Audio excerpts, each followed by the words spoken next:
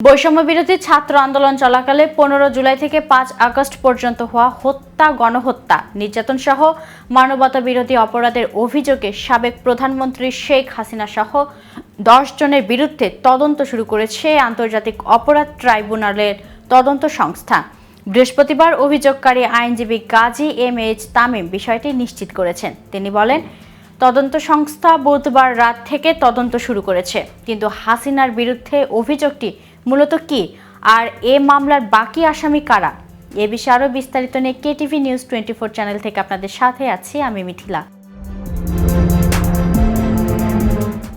বুধবার শেখ হাসিনা সহ 10 জনের বিরুদ্ধে তদন্তের জন্য আন্তর্জাতিক অপরাধ ট্রাইব্যুনালে অভিযোগ করেন কোটা সংস্কার আন্দোলনে নিহত আরিফ আহমেদ সিয়ামের বাবা মোহাম্মদ বুলবুল কবির। তার পক্ষে বুধবার দুপুরে সংস্থাটির প্রধান কোঅর্ডিনেটর বরাবর অ্যাডভোকেট গাজী এম.এইচ. তামিমে আবেদন করেন। একই অপরাধে ব্যক্তির পাশাপাশি দল ও সংগঠন হিসেবে আওয়ামী লীগ, যুবলীগ ও ছাত্রলীগের বিরুদ্ধে অভিযোগ আনা হয়েছে। তদন্ত সংস্থার উপপরিচালক ও তদন্ত কর্মকর্তা অভিযোগটি গ্রহণ করেন। এ সময় নিহত সিয়ামের বাবার আইনজীবী জানান, বুধবার রাতেই তদন্ত শুরু করেছে তদন্ত সংস্থা। এর আগে অভিযোগ রেজিস্ট্রার হিসেবে গ্রহণ করে তদন্ত সংস্থা। 7 দিনের মধ্যে এই তদন্তের অগ্রগতি প্রতিবেদন অভিযোগকারীদের জানানো হবে বলেও নিশ্চিত করেছেন তিনি।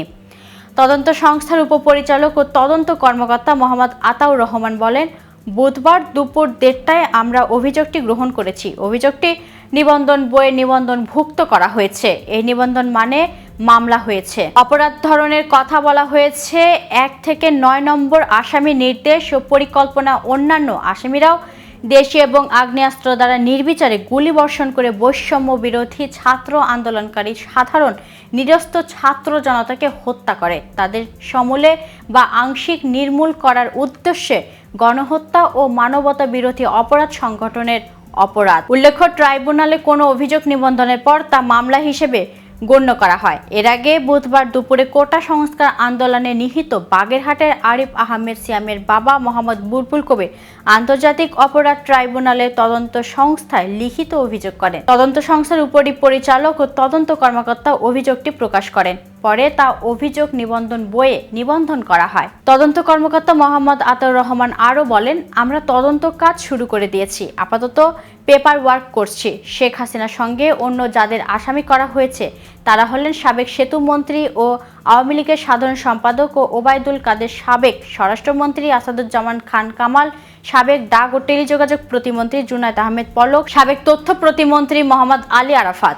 আরও রয়েছেন পুলিশের সাবেক মহাপরিদর্শক চৌধুরী আব্দুল আল মামুন, র্যাবের সাবেক মহাপরিচালক মোহাম্মদ হারুনুর রশিদ, ঢাকা মহানগর পুলিশের সাবেক কমিশনার হাবিবুর রহমান, সাবেক অতিরিক্ত পুলিশ কমিশনার ও ঢাকা মহানগর পুলিশের সাবেক গোয়েন্দা প্রধান হারুনুর রশিদ।